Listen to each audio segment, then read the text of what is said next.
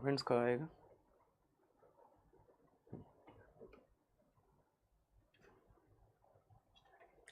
Hi, hello students. Welcome to India's most comprehensive online learning platform, Byju's Exam Prep.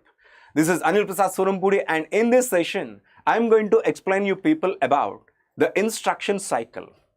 First of all, why I have chosen instruction cycle to start this topic, to start the computer architecture and organization. The reason is very simple. That is, if you actually can understand the instruction cycle, half of the computer architecture and organization will completely be understood. So, let us focus on this topic, let us focus on this session and share this session to as many people as possible. Share, subscribe and also follow the channel. That is what my urge, that is what my request. Once again, this is an important topic. This is an important session where you need to follow, because in the entire computer architecture and organization, if you actually can understand instruction cycle completely, you will be able to get a complete idea, at least half of the idea of the framework of the computer architecture. So, follow the session carefully, listen to the session till the ending. My request for you people is, what are the prerequisites in order to listen to this? Simple thing is, just keep your minds playing and have a pen and have a scribble pad and just scribble what I say and just follow the session very, very carefully. Once again, subscribe to the channel if you haven't yet and stay updated for every update that you're going to be given by Byju's Exam Prep. So let us start this session. But before I start the session, let us talk about the profile. This is Anil Prasad Surampudi once again. When it comes to my profile, I'm a triple post-graduation holder. I did my master's in information technology. I did my master's in human resources and also did my master's in mathematics. And for the past 11 to 12 years, I've been teaching in GATE. And now let us get into this. Once again, let me take the initiative to congratulate all the toppers from Byju's Exam Prep, Ram Balaji, Vandit Patel and Parvinder, who secured their first, second and third rank respectively in their respective streams. So now, let us start the instruction cycle. Let us get into the session without having any delay at all. But before we understand what is an instruction cycle, let us understand a few things. What is an instruction cycle? The instruction cycle is nothing but the way the instruction gets executed within the computer system. Alright? For that, first of all, we need to have a computer system. And we need to understand on what framework the computer system is actually working on. That is, every time when you do have a CPU, every time when you do have a computer system, what is the actual job of the computer system?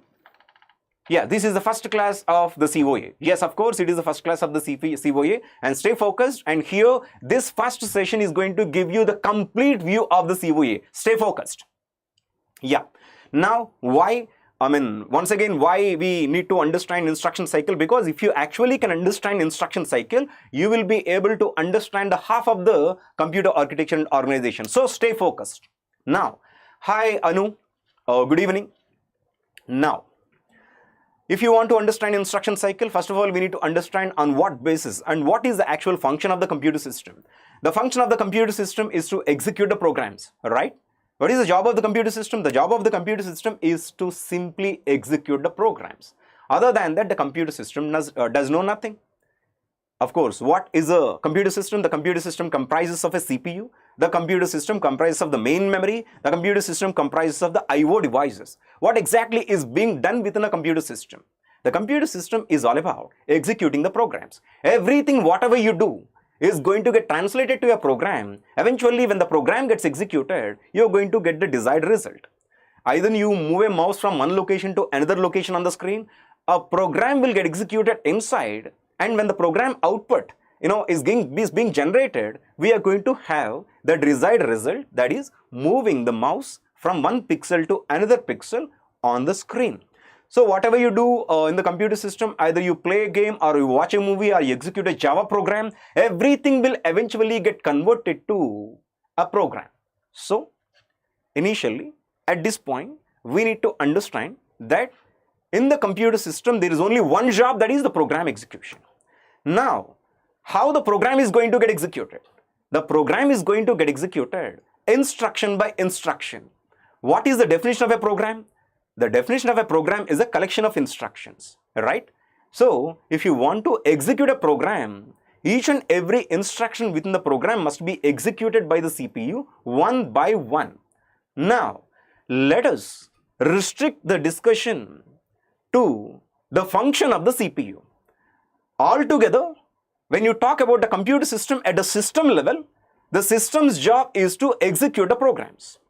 But when you talk at the CPU level, at a very core level, what is the job of the CPU? Hi Santoshi, very good afternoon, very good evening, in fact, bigger pardon.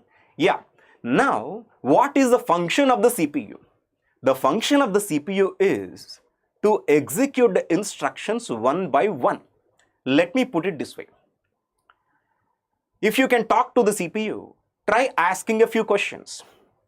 Ask CPU, what is software? CPU will tell you, I don't know. Ask CPU, what is a program? CPU will tell you, I don't know. Ask CPU n number of questions, you will get only one answer, that is, I don't know. But CPU will give you only one answer. That is, when you ask CPU exactly, if you don't know anything, what you know? CPU will tell you only one thing, that is, I know about the current instruction that is being executed. That's it. I am the CPU. Now, what is my job? My job is to execute the program. No, not the program. Instruction by instruction. The programs are in the main memory. When I have to execute a program, I need to get instruction, right after which one more instruction, right after which one more instruction. This is what my job is. So at the CPU level, at the core level of the CPU, only one job is going to happen every time, that is, one instruction will get executed all the time. So CPU all the time deal with the concurrent instruction that is going to be executed at that specific point of period. PGM is a set of instructions along with the data. Yeah. Okay. Now let us understand, before we actually understand the instruction cycle, what are the basic entities of the CPU? The basic entities of the CPU are as follows. When you design a CPU, first of all, we need to have a register set. Second thing that we need to have is a control unit. And the third thing that we need to have is a ALU. Altogether, it will a CPU is going to be made up. If you want to design a CPU, these three entities are a must. Initially, you must have a register set. Next thing, you need to have a control unit. And the third one is you need to have a ALU. All these three things together is going to make a CPU up. Okay. Now let us talk about a register set. Why? What? How? Every time when you design something, what is the question? Why? Why we need to design? What is the reason behind that we are going to design this? The third thing is how we are going to design. The first thing that we are designing is a register set. Because we are designing a CPU, we need to design a register set. What exactly is this register set? Let me tell you that the programs are available in main memory, right? The programs are available in main memory, not in the CPU.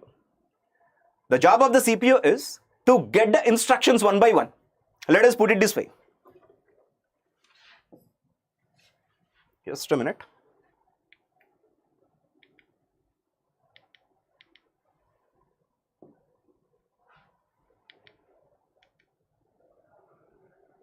Yeah. Let me put it this way. Main memory. In the main memory, I do have programs. Let us say my program is loaded from 23rd location to 30th location. Okay. Now, what is CPU? Do we have program loaded within the CPU? No. But who is going to execute the program? Our CPU. Our very good CPU is going to execute a program. Now, during the program execution, what is the job? CPU needs to get the first instruction. Right after which, when first instruction is dealt with, when it is completely executed, CPU will need to go to the second instruction. Okay, it will get the second instruction inside. Right after 24th is finished, it will go to the third instruction. Right after 25th is finished, it will go to the next subsequent instruction. This is the job of the CPU. So whenever CPU is accessing the instructions from the main memory, this CPU need to have a storage provision. This it is in the main memory. Programs are not in the secondary memory, sir. Understand something. Understand something. If you want to execute the program, that program should be made available in the main memory. Very good question. At the initial phase itself, it must be clarified very clearly. Secondary memory is not a part of the computer system, sir. Secondary memory is the memory which is connected through the ports of the peripherals. If you want to have a secondary memory, you just have to connect it as an external source. Secondary memory is not on the CPU motherboard. On the CPU motherboard, we do have only two things. One is CPU and one more is main memory. These two things are considered to be only the internal parts of the computer system. So that you need to understand, if you want to execute a program, you need to make this program available within the main memory, not in the secondary memory. Secondary memory is a storage yard. Why we are using secondary memory? Secondary memory is used to store all of your programs, because main memory cannot accommodate all the programs, right? Let us say I do have 1 TB of programs. I do have movies, I do have files, I do have anything. But altogether, I do have 1 TB of programs. Is it possible to store all these 1 TB programs in the main memory? No. Main memory is a simple guy. Main memory cannot store all the programs together, okay, at the same time. So what we need to do is, we just need to have a secondary memory in which all the programs are available. After which, whenever you want to execute a program, you need to make sure that the program is transferred to the main memory. This is the basic, this is the fundamental rule. If you want to execute a program, that program must be made available within only main memory. If you can't have a program in the main memory, there is no ever way for the program to execute. So let us say the program is available in the main memory. Now our CPU needs to execute the program. Can the total program be executed at a time? No. CPU will get again, CPU is also simple guy. For boasting itself, it can tell you any number of things. I can execute any number of programs parallelly, but you don't believe. Okay, but when you talk about a CPU, any CPU, okay, I'm not talking about some advanced CPUs. Any CPU will be capable of only executing one instruction at a time. Say 8086, okay, 8085. Are these numbers making any sense? Is that the processors, right? Of course, any of those. Now talk about i3. I can't talk about i3 because i3 is an advanced processor.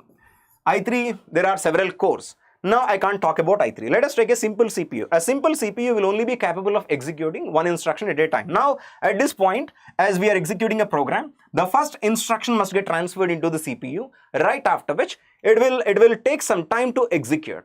During that time, what we need to understand? During that time, the instruction that is fetched into the CPU should be accommodated within the CPU, right? So here, we need to provide a storage provision within the CPU itself. So whenever an instruction is coming into the CPU, a CPU must be able to show some storage provision to get the data accommodated. This is the very reason why I need to use a register set. A computer system, a CPU requires the register set to hold a current instruction with the associated data. When the instruction comes, the associated data should also be maintained. Not only the current instruction, several other data related to the current instruction and the current program should be maintained and accommodated within the CPU temporarily. Our registered set does exactly what is required. So we need to go to a register set design initially. First of all, register set must be designed.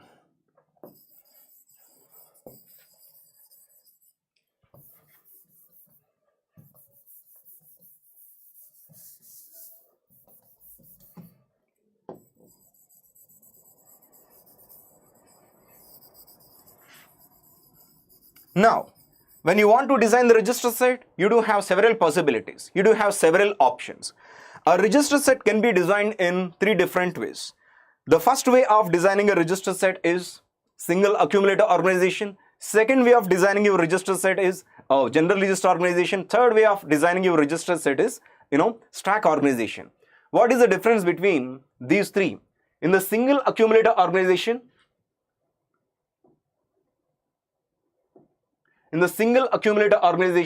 we do have a limited number of registers within the processor. In a general register organization, we can have a lot of registers within the processor, and we will come to the stack organization later in the upcoming sessions. I'm not going to discuss about the stack. The stack is, one more time, the stack is a simple guy, and the stack is a very important data structure that has to be included in every CPU. For this, we are going to have a separate session. Now, our job is to confine ourselves to the discussion of single accumulator organization, because here we are talking about a simple CPU in which the number of registers are pretty much limited. So, let us stay focused. Yeah, in the single accumulator organization, the number of registers are as follows. Okay, I will come to this main memory size in some time.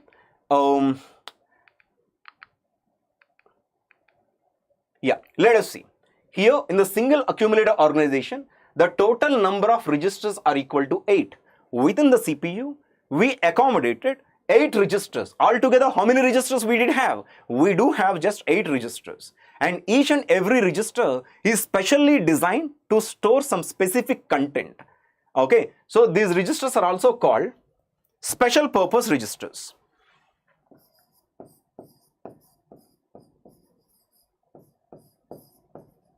What is a special purpose register?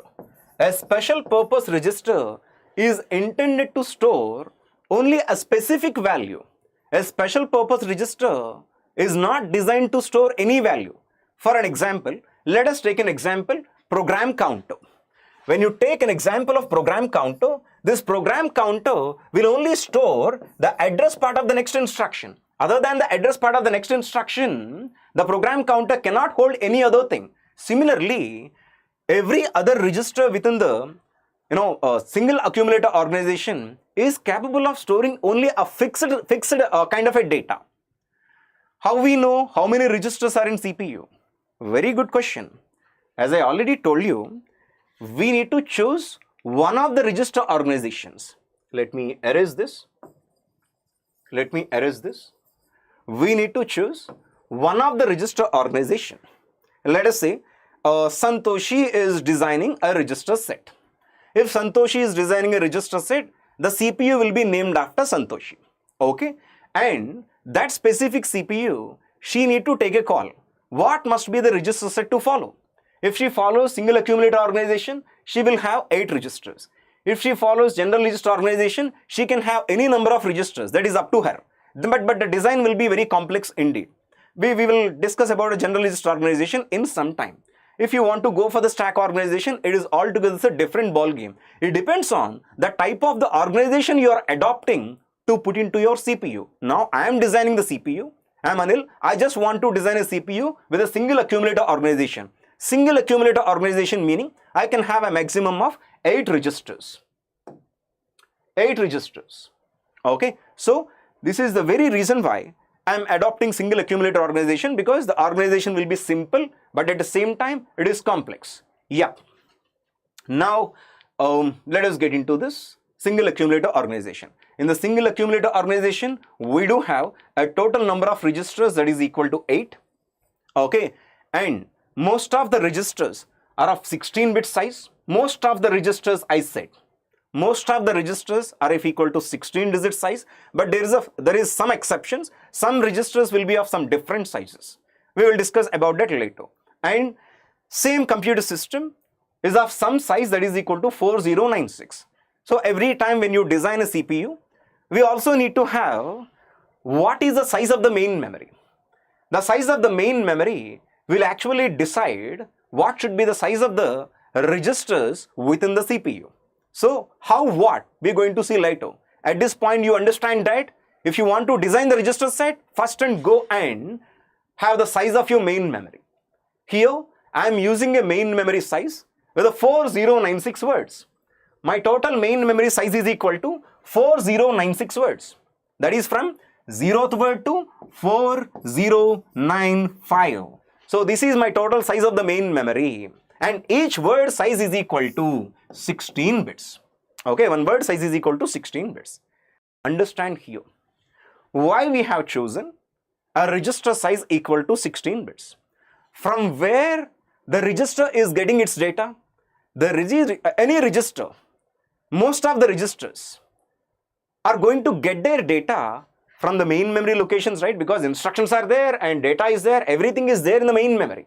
So we need to have the register size also equal to 16 bits, alright? So our main memory size is equal to 4096 bits and one word size within the main memory is equal to 16 bit. And one more thing is, the address part of the main memory should be equal to 12 digits because 4096 is equal to 2 power 12. You know that? You also need to address the main memory. In order to address the main memory, you require a few addressing digits. In order to communicate with the main memory, every location of the main memory should be labeled.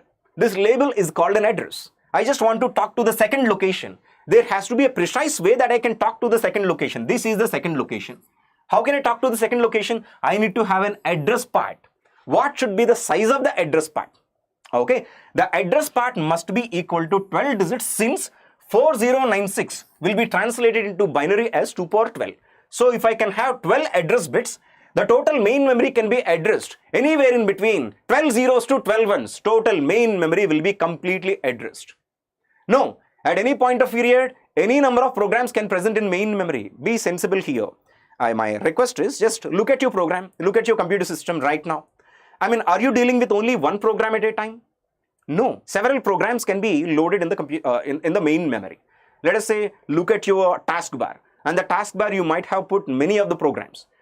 When you have a program on the taskbar, that means that that program actually is available in the main memory, but only one program is being executed by the CPU. That is the important thing to understand.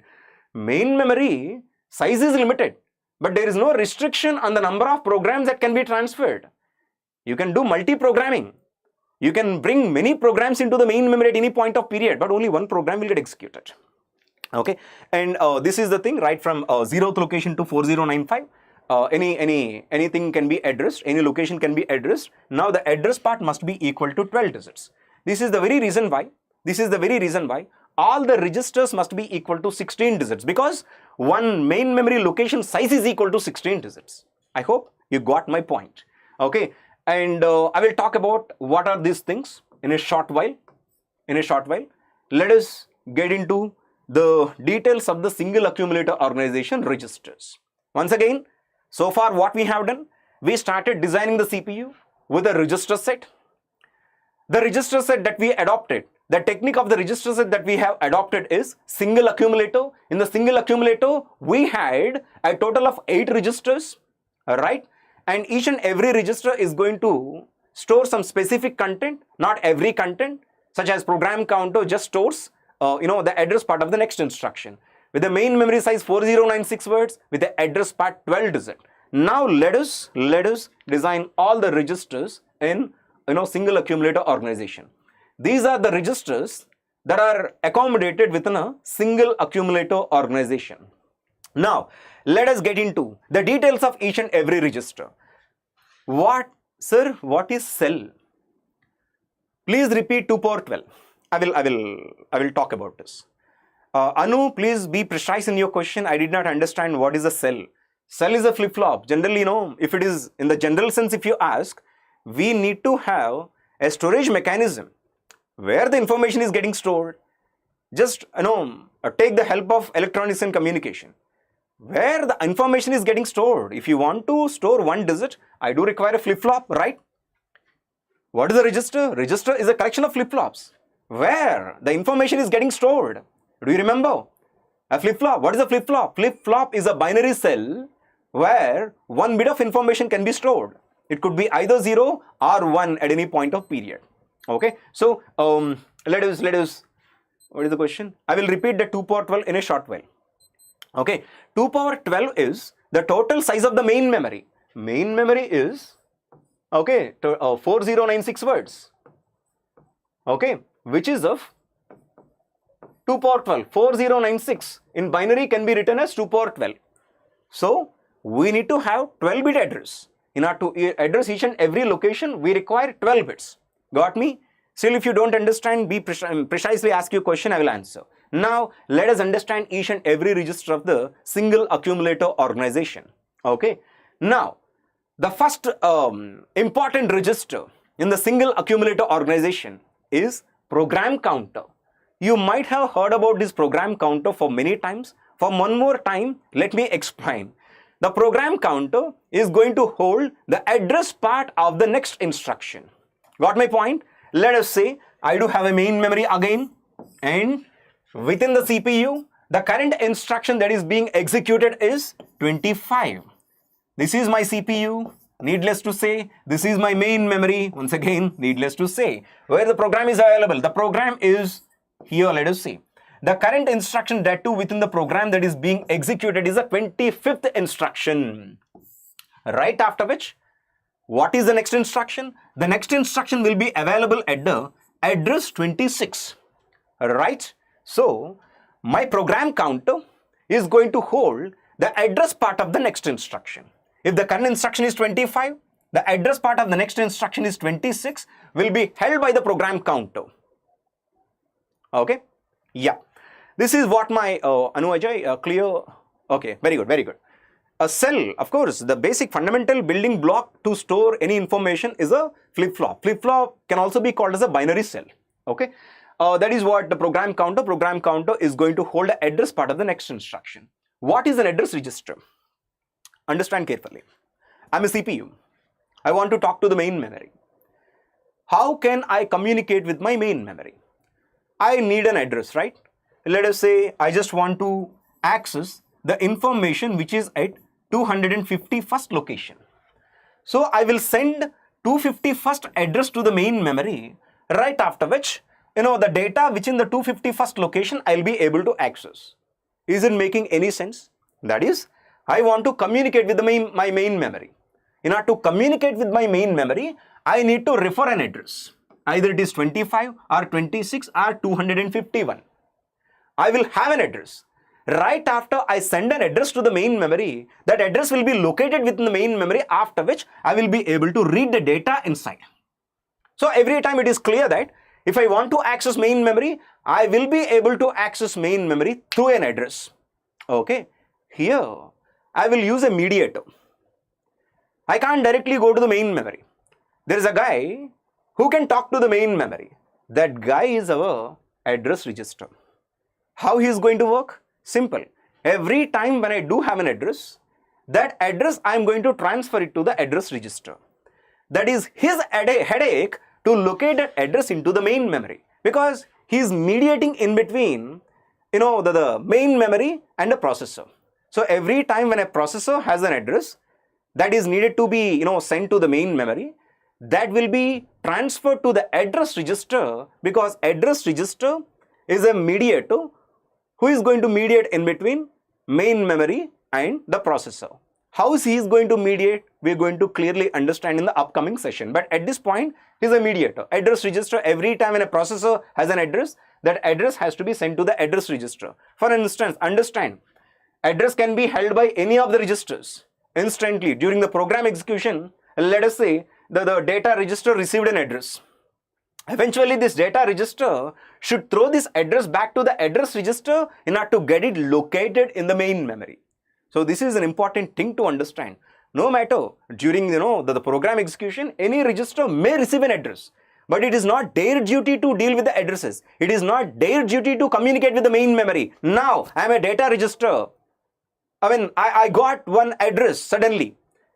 During the program execution, but I don't hold this. It is the job of the program, it's an address register. Immediately I will throw it to him. He will collect it. He will go to the main memory. He will access it and he will get the data.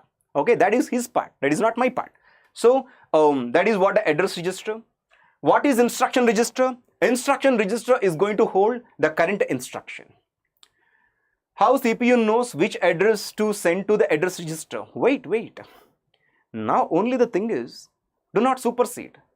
We are having a pseudo code here. We need to go by step procedure.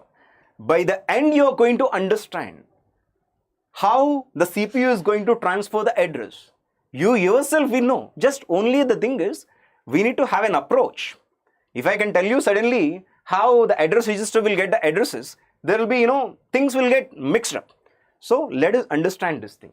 Initially, the things are very simple. We'll put the things very simply. Program counter, as of now, is going to hold only the address part of the next instruction. Address register is going to be, used to communicate with the main memory. Every time in a CPU have an address in any of the register, that address must be transferred to the address register in order to get located in the main memory. The next thing is instruction register. What is the job of the instruction register? The job of the instruction register is to store the current instruction.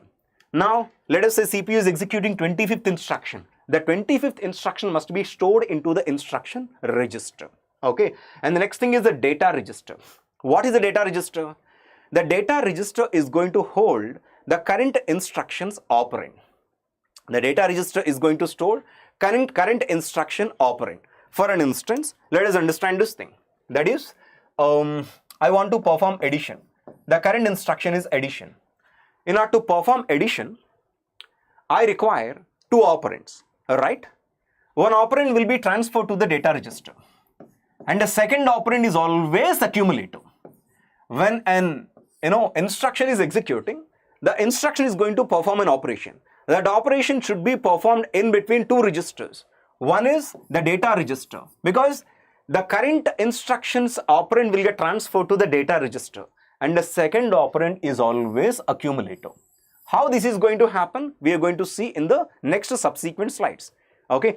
Now, the data register is going to hold one of the operand every time, and the second operand is always accumulative. The purpose of the accumulator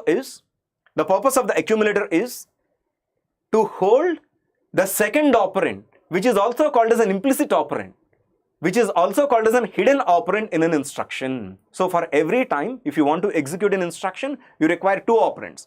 One operand will be transferred somehow or the other to the data register. Second operand will need to get just a minute. Second operand is always accumulative. Okay, and temporary register is going to deal with the temporary data. There is nothing to talk about a temporary register, because the temporary register is going to hold the temporary data elements. Okay, if we add 3 digits, excuse me, of course, even 3 digits, how you are going to add 3 digits? You can add any digits. Let us say A plus, B plus, C plus, D plus, E plus, X. Okay, but ALU is a simple guy. ALU will deal with 2 after 2. Right after 1 is finished, it will add one more operand, and it is going to divide all this operation. It is going to break this operation into pieces. So only at a time 2 operands will get added. Okay.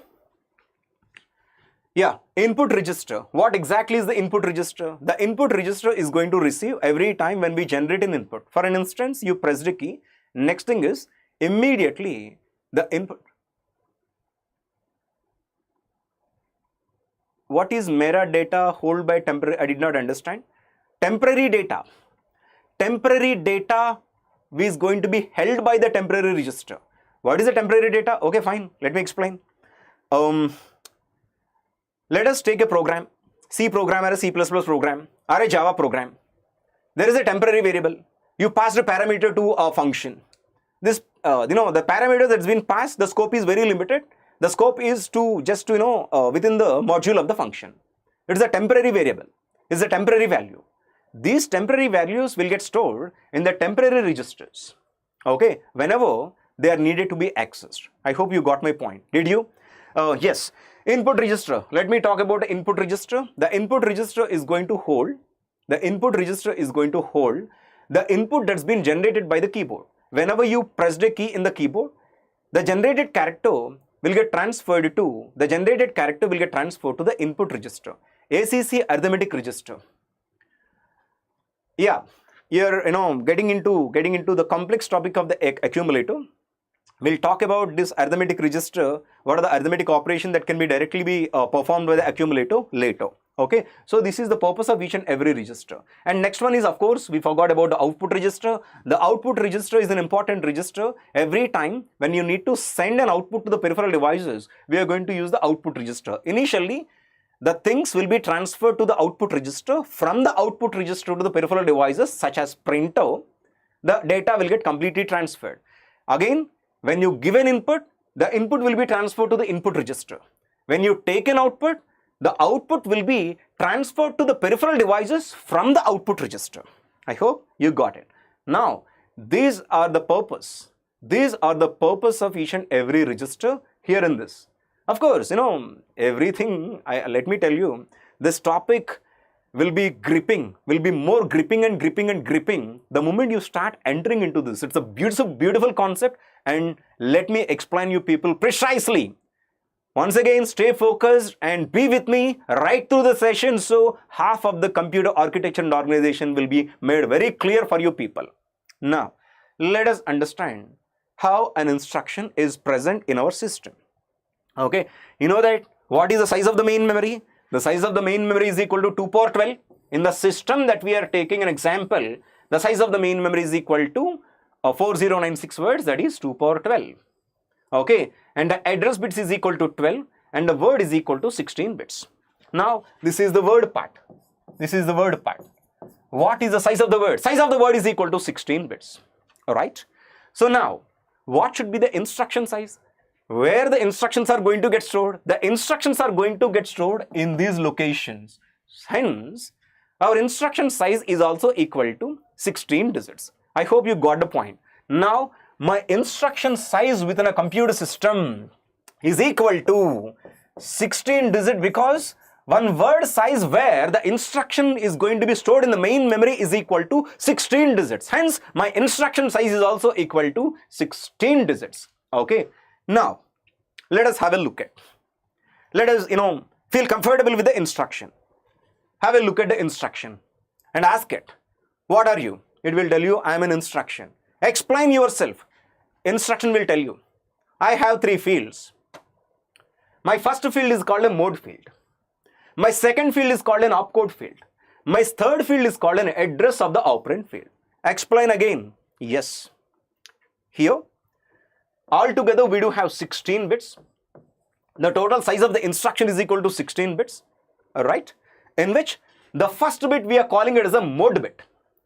Next 3 digits, opcode bits. And the next 12 digits is an address of the operand. Now let me take a simple example of an instruction. Here, let me erase this and explain you people. Okay, here itself I will have an instruction.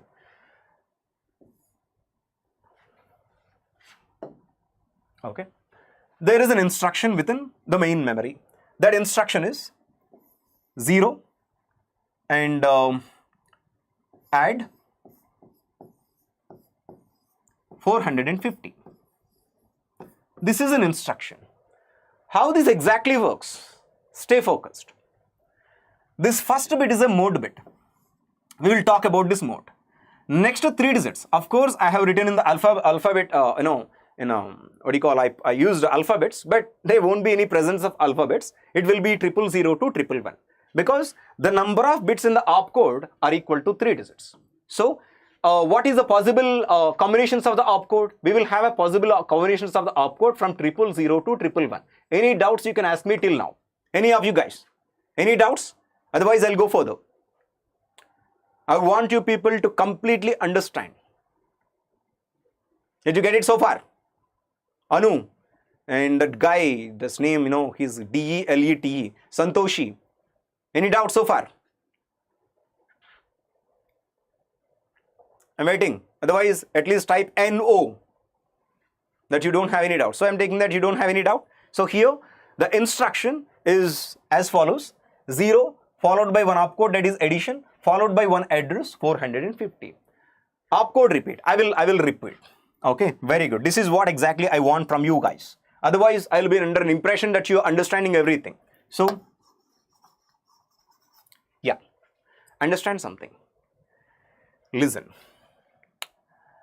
there are how many number of bits in the opcode? There are 3 digits in the opcode. 3 binary digits in the opcode.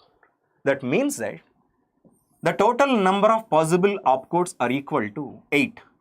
The bit combination will be from 000, 001 to 111. Okay. Now understand, every computer system, either you go purchase i3, either you go purchase i5, either you go purchase i9, is a package. When you buy a processor, the processor comes up with a package. What package? The processor will have an the processor will have a register set initially. The processor will have a control unit initially. The processor will have an ALU also. In addition to all these 3 things, hold your horses for a while. In addition to all these things, a processor will also have a set of opcodes. This set of opcodes are considered to be the machine language instructions, the machine language opcodes, which are going to get executed every time when a high-level language instruction is being executed. I hope you got my point. So, every time when a processor is designed, that processor must be having all these 4 components: register set, control unit, ALU, and the opcodes are supported by the processor. Okay, then when you design all these things, then the CPU is designed. Why the opcodes are needed? Your director, the programs cannot be directly executed within the CPU. Every program has a high-level language instruction in C or C++.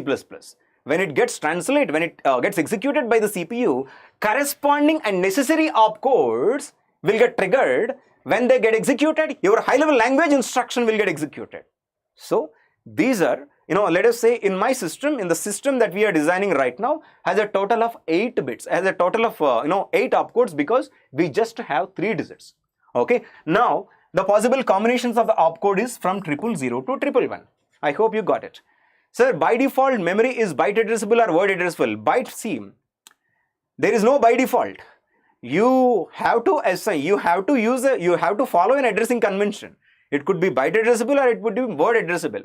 Nowadays, all the computer systems are following only byte addressability. Okay. Now, there is no what you call by default.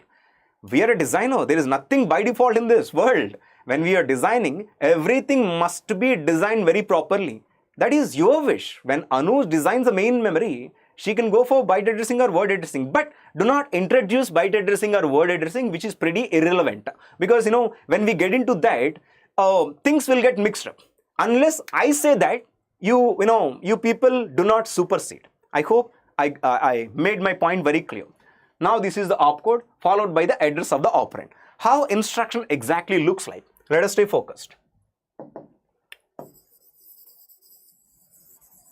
How instruction exactly looks like?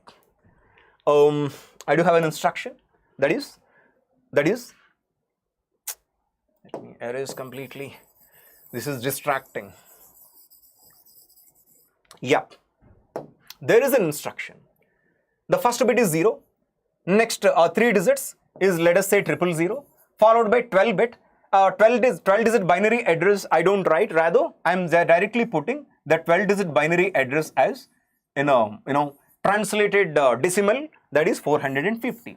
Let us say there is an addressing mode. I will talk about this, but 000 is assigned to an operation addition. Did you get it?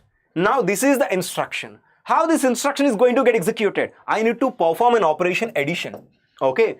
So, on what this operation addition is going to be performed? If you want to perform operation addition, we should be provided with the operands. Where are the operands? Operands are not collected from the universe. Operands are not collected from the space. Operands are within the instruction itself.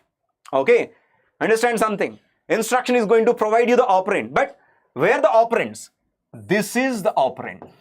Not a direct operand. I will tell you how the operand must get collected. Here, the last field is called as address of the operand. The operand is available within the instruction, but in the form of a memory address. Here, this 450 is not an operand. Rather, it is going to give you a memory address where the operand is present. Okay. So, in order to get the operand, you need to go to the main memory.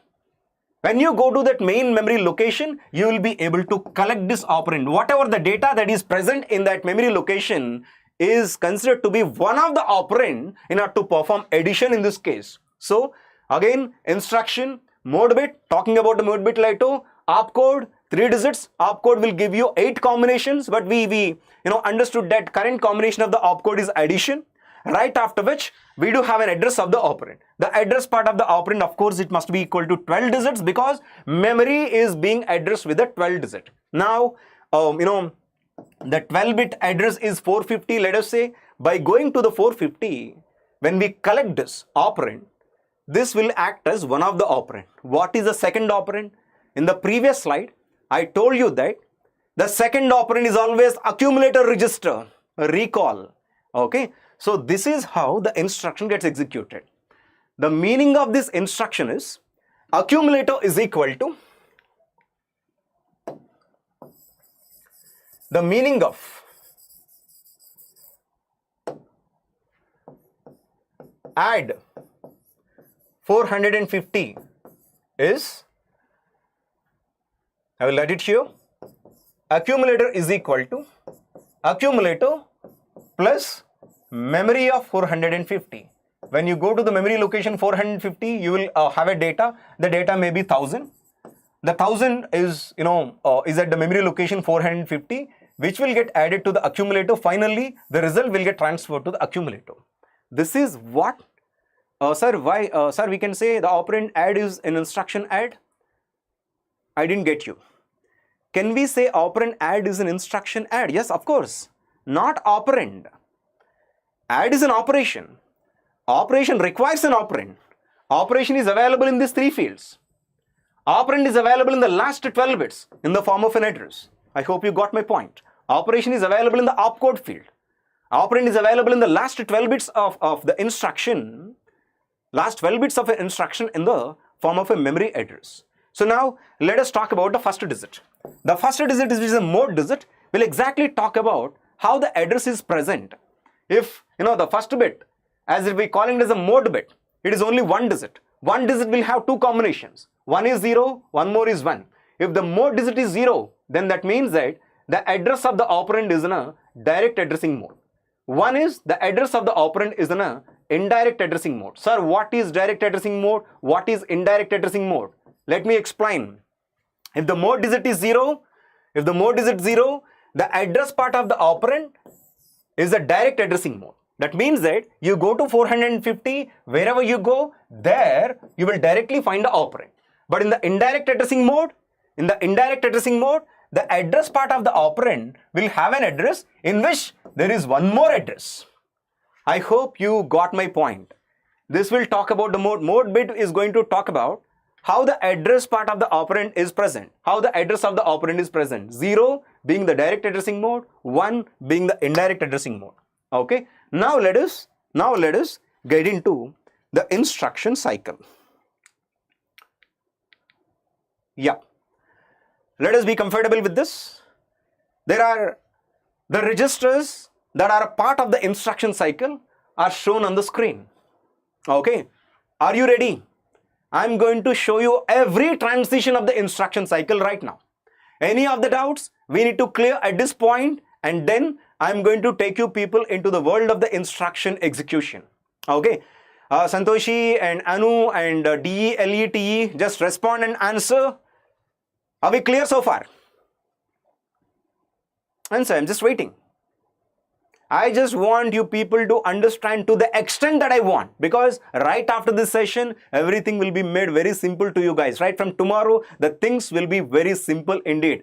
Yeah, DE, LE, TE, very good. And how about Santoshi? Any doubts? Ask me. Very good. Now, once again, understand something. The current state of the system. Okay? Current state of the system is CPU is executing 20-second instruction. Okay? That is the CPU. Currently, CPU is dealing 20-second instruction. That is being executed concurrently. I am the CPU. Okay? CPU is not shown on the picture. Consider that I am the CPU. Which instruction I am executing? I am executing 20-second instruction. Now, What are the registers? There is something called program counter. There is something called address register, instruction register, data register, and accumulator. Okay. Now, let us understand. As long as I am dealing with the current instruction, you know that the program counter is going to hold the address part of the next instruction, right? The current instruction is 22. The program counter is going to hold the address part of the next instruction. Now, let us say I finished the instruction. I am done with 22nd instruction. What is my job right now? I need to execute 23rd instruction. So what are the steps and what are the operations that are going to be performed within the CPU? Understand. Now, I do have a question.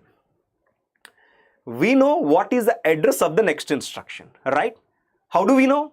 We don't know. There are nothing in the world can say what is the address of the next instruction other than the program counter.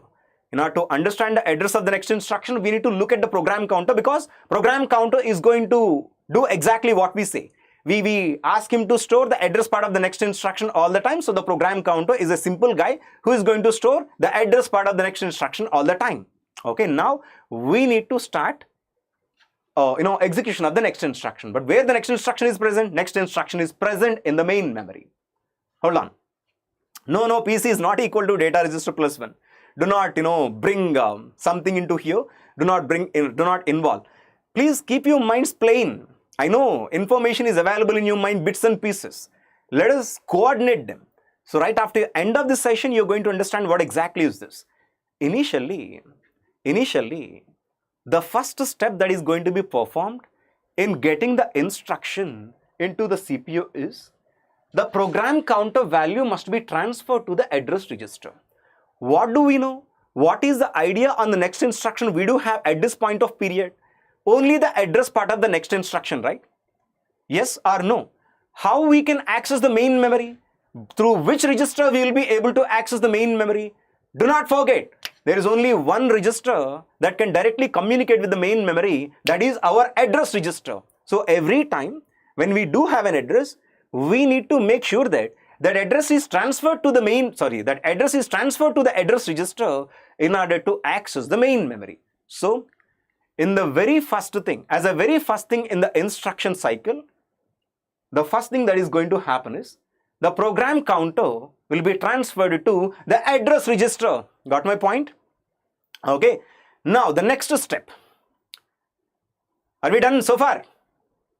I want you people to communicate. Otherwise, I can't, talk to my screen here, or I can't talk to my walls. Let it be more interactive session. Got me? Initially, program counter transferred its value to the address register because program counter cannot communicate with the main memory, or my instruction register cannot communicate with the main memory, or my data register nor accumulator can communicate with the main memory except the address register. So the initial thing is we should be able to make a transfer from program counter to the address register. Program counter held the address part of the next instruction, and the address must be transferred to the address register, because address register is the only guy who can talk to the main memory. Got me? Now hold on. What is the next step? Understand this very important, very carefully. The moment address register is loaded with a new address, immediately this address will be located in the main memory. Where is this address?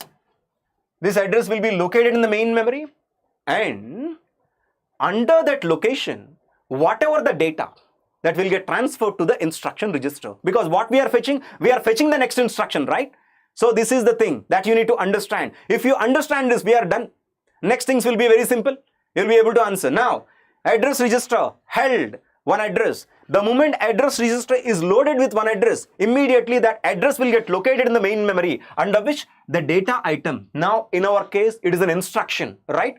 That instruction will get transferred to the instruction register. See this? Are we done? So the address register value will get located in the main memory, under which we had the instruction. Then that specific instruction has been transferred to the instruction register, right?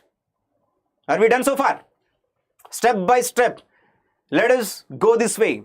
Finally, we'll be able to understand everything. Even we'll be able to fly the rocket by understanding the escape velocity, by filling the fuel, proper fuel. Even, rocket science is not a biggest topic, is not a complicated topic. We're just talking about instruction cycle, right?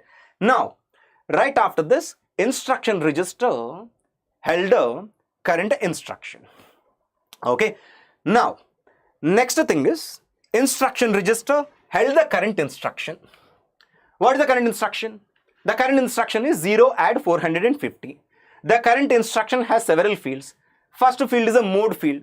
Mode field is exactly talking about how the operand is present, how the address part of the operand is present. Is a direct addressing mode or an indirect addressing mode? It's a direct addressing mode, right?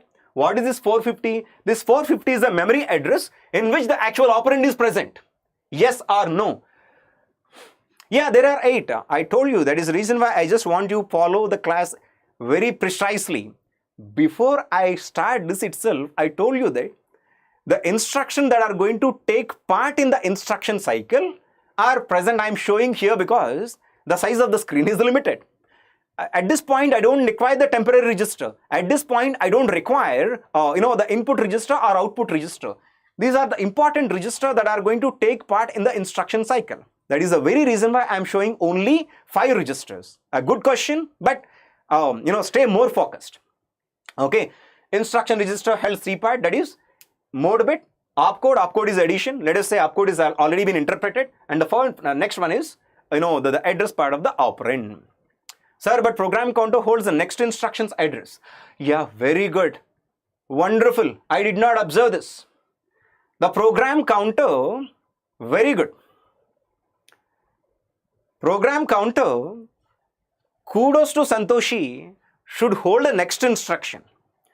Of course, her question is not precise, but I am explaining the question from her perspective. Sir, already 23rd instruction has been fetched. Right after you fetched the 23rd instruction also, why the program counter is holding 23? Program counter should not hold 23, right? Yes, you are right. This program counter should be 23 plus 1, 24. Yes, you are right. I did not observe this. You observed this. Very good. Wonderful. The program counter should always be updated to the address part of the next instruction. I did not observe this. Of course, I appreciate you. Very good. Stay focused in the same way. Now, what should happen right now? We do have an address of the operand. Again, we need to go to the main memory and we need to collect the address. What should be done right now? That is, we need to make a transfer of this address to the address register again. One more memory access is required. First time when we go to the main memory, what is accessed? First time when we go to the main memory, what is accessed? Instruction is accessed. Right after you access the instruction, what is the next thing that is need to be accessed? The operand must be accessed. Operand, how the operand is available? The operand is available in the form of an address. When you have an address, what is the prerequisite? That address must be transferred to the address register. I hope you got the point. Yes, the address must be transferred to the address register in order to fetch the operand. Now, again, things will be very simple. The moment the address is transferred to the address register, immediately that will get located in the main memory, under which, what do we have right now? We do have the operand. I already told you, operand of the current instruction must be transferred to the data register. I hope you got my point. Now the operand is being fetched where the operand is going to be accepted. Within the CPU, we are going to use the data register. We are using the data register. Hence, the operand will get transferred from main memory to the data register. I hope you got it. Any doubt so far? Ask me. Any doubt so far? Ask me. Santoshi or Anu or somebody else just have joined. I am waiting. Santoshi, any doubts? I am waiting.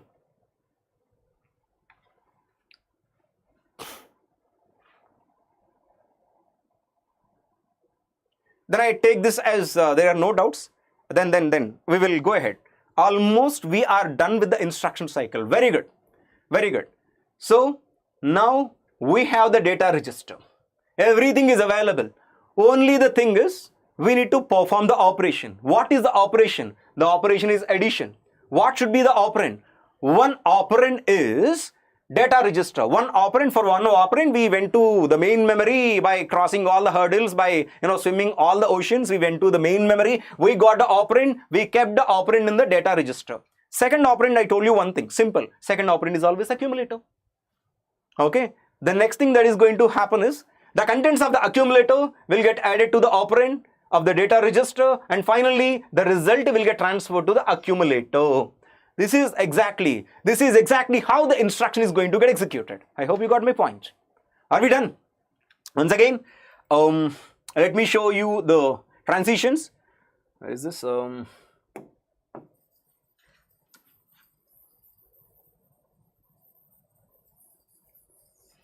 Yeah, let us have a look at this. Let us have a look at this. How exactly is going to happen? Initially, what is the current instruction I'm executing? 22nd instruction I'm executing. Okay, the first thing, just hold on.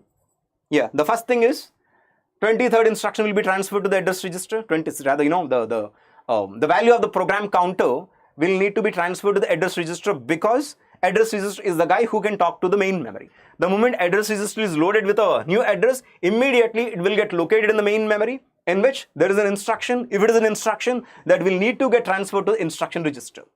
In the instruction, we do have three fields: mode field, opcode field, and address part of the operand. Now our job is, we fetch the instruction, we need to fetch the operand. In order to fetch the operand, we know that the operand is available in the main memory, and the operand is available in the instruction register in the form of an address. That address must again be transferred to the address register in order to get fetched from the main memory, because the address register, once again, to mind you people up, this address register is the only register who can talk to the main memory. After which, the moment address register is loaded with a new address, immediately it will get located in the main memory, after which it will get transferred to the data register. The data under the specific address will get transferred to the data register. Right now, everything is available, including two operands. One operand is data register, second operand is always accumulator. Finally, the operation is going to be performed. Okay, here this is what the instruction cycle is all about. What is instruction cycle? In the instruction cycle, we primarily have three phases. Okay, the first phase is called fetch phase. Okay, during the fetch phase, we are going to get the instruction from the main memory to the instruction register. That is what the fetch phase is all about. Second phase is called decode phase. Okay, what is the decode phase? We need to interpret the operation, because here we are directly has given, but the thing is, we need to follow some procedures and in order to understand and interpret the operation, because add will not be given directly. The add, rather, any operation will be available within the computer system in the form of a zeros and ones, right? If it is zeros and ones, we need to follow some specific mechanism to interpret the operation. Now here we directly interpret it, that it is addition, right after which execution. What is the execution? What is the execution? Execution is perform the operation in between the operands. Okay, sorry.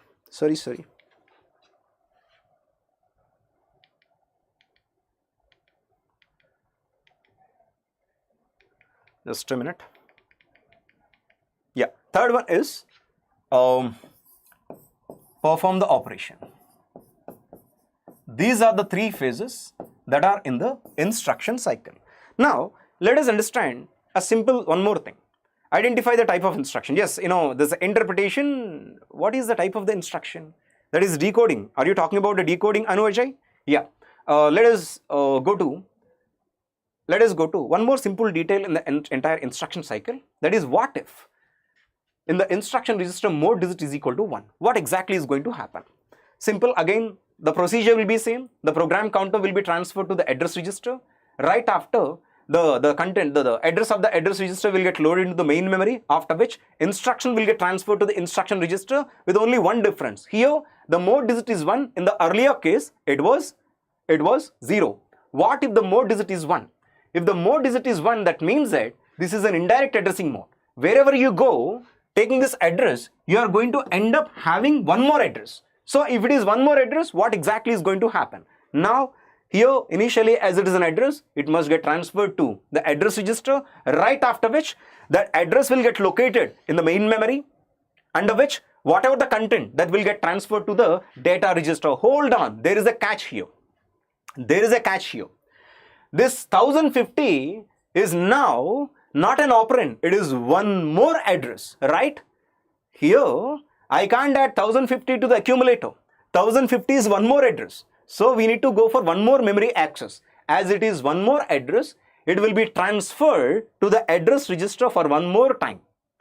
Because it's an address, it has to be transferred to the address register in order to get located into the main memory. So now the 1050 has been transferred to the address register, right after which 1050th address will get located into the main memory, under which whatever the content that will have to be transferred to the data register. Now at this point, the operand is the value which is available at the 1050, which is the actual operand.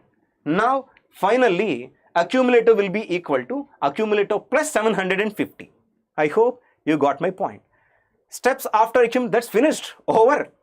This will get repeated. After accumulator is finished, then one more instruction will be fetched. Same thing, what you need to do is, you need to watch this session again and again and again, because this will be in a loop. Now, we are done with the 23rd instruction. Next thing what is going to happen is 24th instruction. But now, I just need to give it to Santoshi, because she observed a very, loophole here. 23 cannot be held by the program counter, because 23 has already been fetched. Once after an instruction has already been fetched, 23 must get updated to 24. I hope you understood the details of the instruction cycle. How an instruction is going to be fetched, how an instruction is going to be decoded, how an instruction is going to be executed. I hope you got everything. Any doubts, you can ask me. Otherwise, I'm going to sum this session up. Any doubts? Anu, Ajay, or Santoshi? I mean, what is this DELET? If you come up with your name, I'll be able to address you. I'll be able to call you. Any doubts? Here we don't see output register and all in the picture. We don't see because they are a part. They will come into the picture only when they are required. See, here we are not typing anything. We are not, neither giving an input nor taking an output. That is the very reason why I don't show them here. Okay. Yeah. Anything else? These are the only registers that are a part of the instruction cycle at this point of period. So decode is performed by the opcode only. Of course, opcode should only be decoded. But don't worry. There are several things to be decoded. Very, very good. Wonderful question. Not only the opcode. Let me put it this way. Why I did not include the decode phases? It is not the right time to understand about, the control unit logic. When we go to the control unit logic, I'm going to explain you what are the things that are needed to be decoded. Everything must be decoded. In the instruction, each and every field must be decoded. That, the mode field must be decoded, and also the opcode field must also be decoded. Okay. This address part of the operand must be understood, should be transferred to the address register. Yes, what you said is right. Not only the opcode, this must also be decoded. What is that? The mode digit. Mode digit also must be decoded in order to know either it is a direct addressing mode or it is an indirect addressing mode. I hope I made it myself very clear. Any more doubts? Otherwise, that's it from the session. And Anil Prasad Sorampudi signing off. Yeah, I will wait for one more minute. If you don't have any doubts, we'll discuss. Otherwise, tomorrow I'm going to come up with one more exciting session with one more exciting topic. Otherwise, that's it for the day.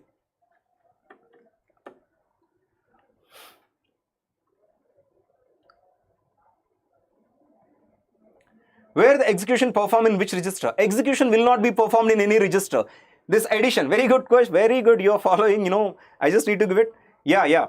The execution will be performed in the ALU.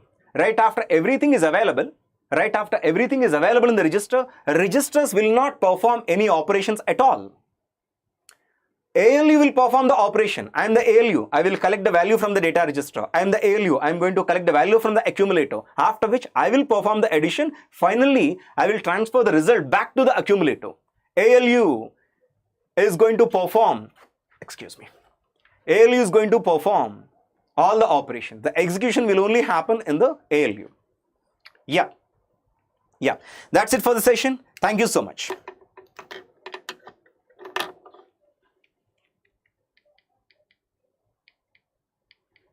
So, subscribe to the channel if you haven't done it, and share this session to as many people as possible, because if they can understand this, they will be able to capitalize on this and they will be able to understand the computer architecture and organization. So good night. That's it for the day.